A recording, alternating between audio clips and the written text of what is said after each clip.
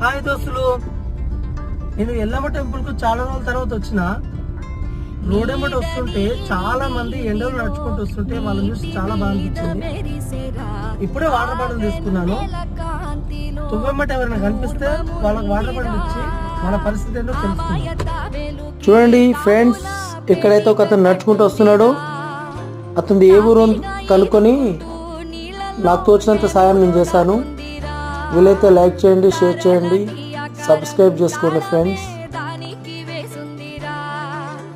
లెక్కనే పెట్టలేని ఒక్కలే అందులో ఉన్నాయి రా బుజ్జాయి రా కథ చెబుతా కన్ను